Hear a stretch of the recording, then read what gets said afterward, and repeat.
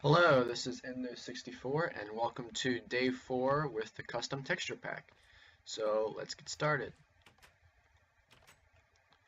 Here are the items that we have today.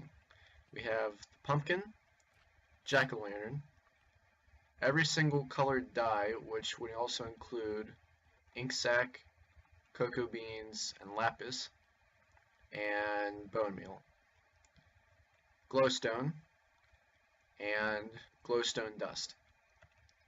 Now, once again, if you see the gold blocks, that means I had assistance from Kiera Wolfie for those because of the transparency issues. So here's what this looks like in Faithful. Oops, clicking too fast. Anyways, here's the pumpkin, and here's the jack-o'-lantern. Now these, you can all tell, they look much more clear. They're not all, how should I say, pixelated. Pixelated, and the whole thing with Minecraft is pixels. What? What? What is this?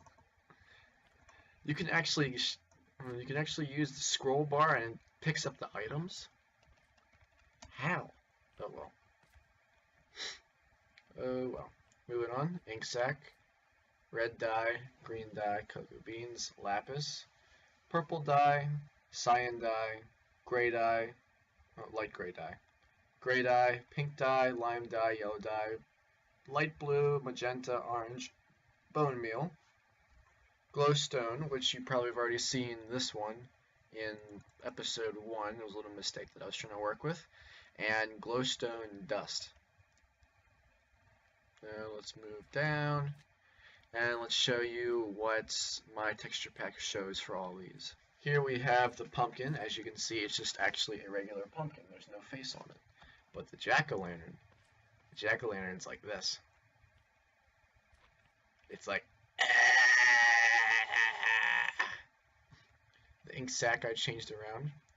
Now with these, basically all of these are the staple design for dyes. I don't know, I think I might need to make this a little bit larger. I might.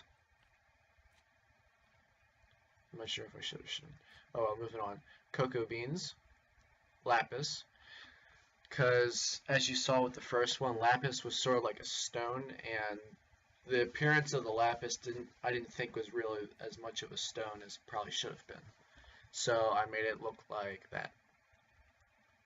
There's dyes, dye long.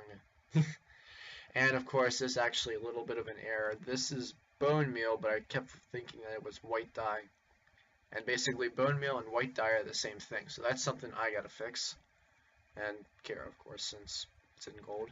This is the glowstone, which if you remember also from the mossy cobblestone and the cobblestone, they look like this and this, which in a nutshell, all three of these have the exact same design, and the individual color is how we can tell the difference between all three of them. Well, yeah, I found it kind of simple just to take certain stones, such as you'll see on future episodes what I mean, but like in the example you saw, cobblestone, mossy cobblestone, and glowstone, and just changing the color around. And as you see for glowstone dust, it's a tiny bit larger, but it's also got the black border around it. Now I would say tomorrow is day 5, but there's one more little thing that I needed to show you. If some of the viewers remember that they've seen the first episode and the second episode, there were two different types of blocks, the bookshelf and the crafting table, that for some reason weren't working properly. I'd like to inform you now, the crafting table is working properly, and the bookshelves are working properly. Basically what happened was, Kira and I were discussing about it last night, as we were talking about other stuff as well, and we came up with the mysterious conclusion, after other blocks weren't working the same way, that you actually have to be in 1.7.9 or whichever one's the most updated one in order to actually see it like that.